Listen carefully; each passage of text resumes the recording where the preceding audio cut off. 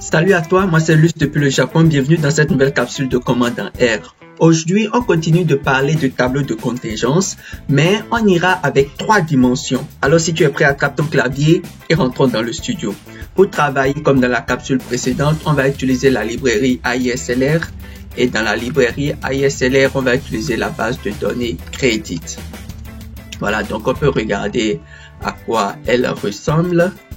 Credit, et on va travailler essentiellement avec les variables ethnicity, on va travailler avec gender et puis student. Voilà, donc ça va être les 3 dimensions qu'on va considérer, et puis on va essayer de regarder un peu comment est-ce qu'on peut traiter ces données-là, comment est-ce qu'on peut décrire ces données-là en 3 dimensions très rapidement. Alors pour ceux qui ne connaissent pas la base de données, on peut faire Credit et puis regarder son contenu. Donc c'est une base qui est simulée et très utile pour faire le travail que on a à faire ce soir. Alors donc cas sans observation et puis 12 variables.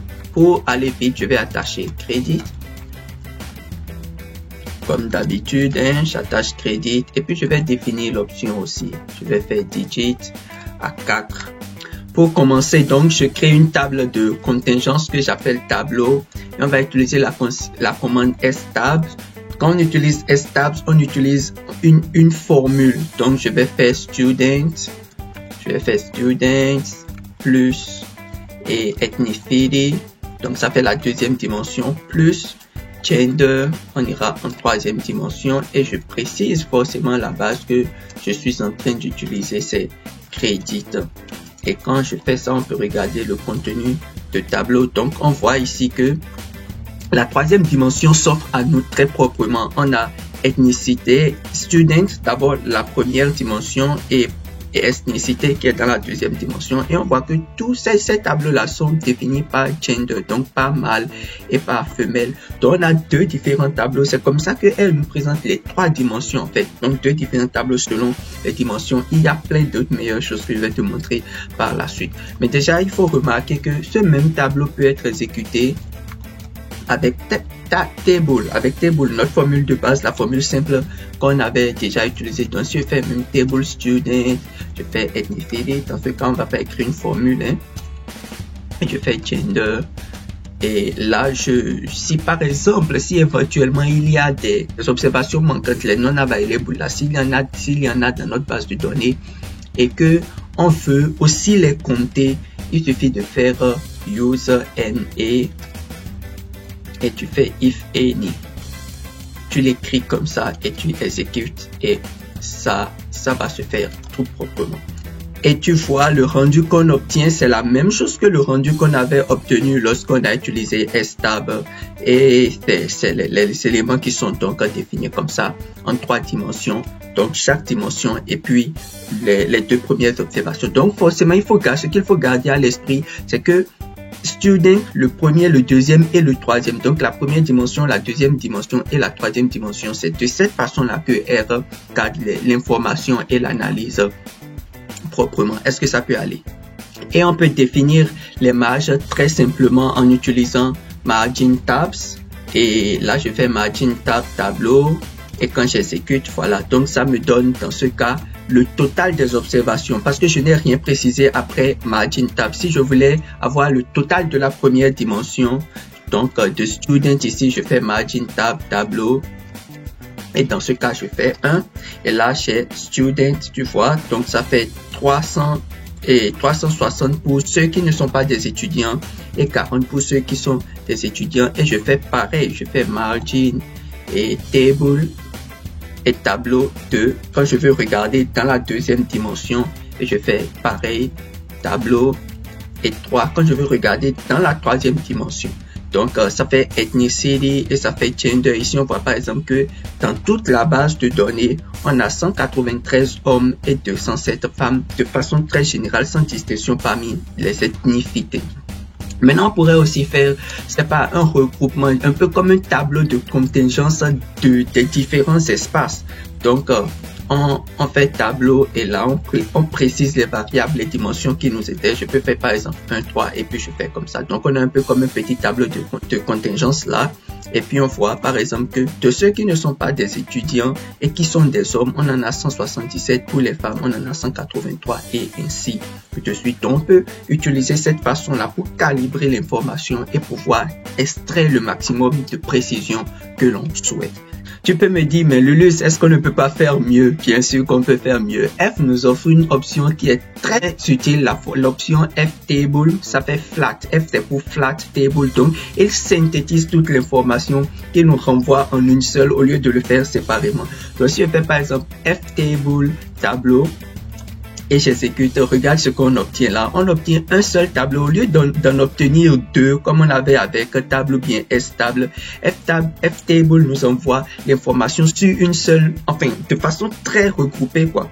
Et donc regarde ici, on a la première dimension student, yes ou no, enfin qu'il soit ou qu'il ne soit pas, et on a ethnicity qui est dans la deuxième dimension. Donc là on voit si tu n'es pas étudiant et ton ethnicité, et en fonction de cela on a maintenant gender, la troisième dimension, et puis les éléments sont bien arrangés. Là c'est vraiment beaucoup plus facile de pouvoir regarder dans la base, et puis tu vois cette information là on peut la voir aussi en proportion. Donc je fais F table et puis je fais proportion table. Je te recommande vivement de regarder la vidéo précédente. Dans celle-là, tu vas avoir beaucoup plus de bases pour pouvoir comprendre celle-ci. Mais ça ne veut pas dire que si tu regardes celle-ci, tu ne vas pas la comprendre de toute façon. Et donc, on fait tableau et on peut la voir en pourcentage. Donc, je multiplie par 100 et puis voilà. Donc, on a toute cette information-là puisque je n'ai rien précisé dans le tableau. Donc, ça va être toute la base qui sera considérée. On est d'accord? Et donc, ça va faire, par exemple, si je prends les 400 divisé par 44, ça me fait 11%. Je fais 44 divisé par 400 qui est le total, ça me fait 11%, ce qui est là. Si je fais par exemple 45 divisé par 400, ça me fait 11,25 et ainsi de suite. Ça va être la même chose pour toutes les observations. Maintenant, si je suis intéressé par une dimension précise en termes de pourcentage, je pourrais faire la même chose. Donc, je pourrais faire par exemple proportion table, je mets le tableau à l'intérieur et je précise la dimension et je peux multiplier tout ça par 100 et l'avoir en termes de proportion. Donc lorsqu'on le fait comme ça, tu vas voir que c'est la première dimension qui sera considérée. Cette fois-ci, je te montre avec précision ce qui se passe ici là. Donc on a ici, on a 360. Ça y est, tu vois 360 parce que c'est la première dimension qui est considérée. Ce qui se passe en fait ici, c'est que le grand dénominateur qui est considéré, c'est la dimension numéro 1. Ça peut aller. Donc, c'est ça. Et puis, on peut faire pareil pour 2. Donc, je fais proportion table, tableau 2. Et je mets tableau et 2. Et je peux l'avoir aussi par 100.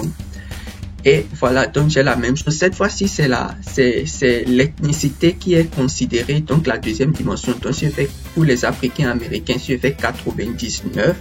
Je fais 99% donc de ceux qui sont africains américains. Donc ça, si je fais 44, je vais faire diviser par 99. Tu es d'accord? Et après, je fais 5 divisé par 99. Je fais 45 divisé par 99. 5 divisé par 99. Ça va être pour les Africains américains. Et puis donc si je fais pareil pour les Asiatiques, donc je vais faire tous les Asiatiques comme ça divisé par 302 et ainsi de suite. Et donc j'ai cette dimension là qui est considérée comme ma base. Voilà. Et le calcul est fait en fonction de ça. Et puis on peut faire de la même façon. J'espère que tu auras compris le procédé ici. On fait tableau et on fait 3. Et on peut faire en pourcentage. Et cette fois-ci, ce sera le gender, donc la troisième dimension qui sera considérée. Il suffira simplement de prendre chaque mâle, et puis on fait diviser gender ici. Voilà, donc par 193 pour les hommes et par 207 pour les femmes. Et donc, on a l'information qui sera bien précisée ici. Maintenant, comme on l'a dit, on pourrait aussi faire du par groupe. Par groupe, je pourrais faire un truc du genre, je fais proportion table, je fais tableau et je dis par exemple de me prendre la première et la troisième dimension et je dis de me renvoyer tout ça en pourcentage. Donc c'est aussi bien possible de le faire parce que rappelle-toi ce que j'avais fait ici. On on avait un peu comme un petit tableau de contingence qui s'était créé, n'est-ce pas? Donc, on a 197 pour ceux qui sont pas étudiants et qui sont des hommes. Donc, si je reviens ici dans cette colonne, je vais regarder ceux qui ne sont pas étudiants et qui sont des hommes. Donc, ce résultat et ce résultat seront divisés par 177. Et puis, pour ceux qui sont des hommes et qui sont des étudiants, on a 16, n'est-ce pas? Donc, je vais prendre ceci et ceci et ceci que je divise par 16 que j'aurai en termes de proportion. Et je fais pareil pour les autres. Donc, c'est en fonction de ce que tu as défini, tu choisis la base pour pouvoir définir les proportions. Et c'est ce qui est fait ici proprement. Est-ce que ça peut aller là? Ça peut aller. Voilà. Il y a aussi que avec F-Table, on peut ajouter les marges, comme on le sait déjà. Donc, on peut faire Add Margins. On peut faire Add Margins. Je fais par exemple proportion Table et je définis mon tableau. Je définis le tableau et je pourrais lui dire de me montrer ce que ça donne. Donc, ça va faire de façon très générale. Donc, de façon très générale, on a quoi? On a déjà une première dimension. Enfin, on a une colonne ici pour les sommes. Et regarde, par sous-groupe aussi, on a des sommes. On a des sommes. Et donc, ce qu'il faut essentiellement remarquer, c'est que il fait le travail considérant toute la base. Hein. Donc, ça fait sur les 400. Et puis ici, il nous fait la somme. Donc, par exemple, pour ceux qui sont pas étudiants, qui sont des hommes, quelle que soit leur ethnicité, ça fait 44% de tout, 44,25% de toute la base, et ça fait pareil là. Donc tu vas voir, si tu fais la somme de ces deux éléments, ça te fait 90%. Si tu fais la somme de ces deux éléments, ça y est, ça te fait 10%. Et tu vas voir 90% plus 10%, ça te fait le 100% du total ici. Si tu fais la somme de ces deux éléments, ça te donne le 100, enfin la somme ici. Si tu fais la somme de ces deux éléments, ça te donne le résultat. Et quand tu fais la somme de ces éléments, ça te donne les 100%. Donc ça te fait en fait, ça te fait un summary en ajoutant les marges, hein, mais par catégorie pour te permettre d'avoir une plus grande vision de tout ce qui se passe dans la base de données de façon très détaillée. Et puis ça, c'est très important lorsque tu es en train de faire du clustering, lorsque tu es en train... Enfin, ces choses-là commencent par tendre déjà un peu dans du data analysis très avancé, dans du machine learning. Donc, c'est des éléments qui sont très, très importants. Donc, tu auras vraiment besoin lorsque tu es en train de faire ces choses-là. Donc, je te montre aussi, par exemple, que tu peux faire Add Margins.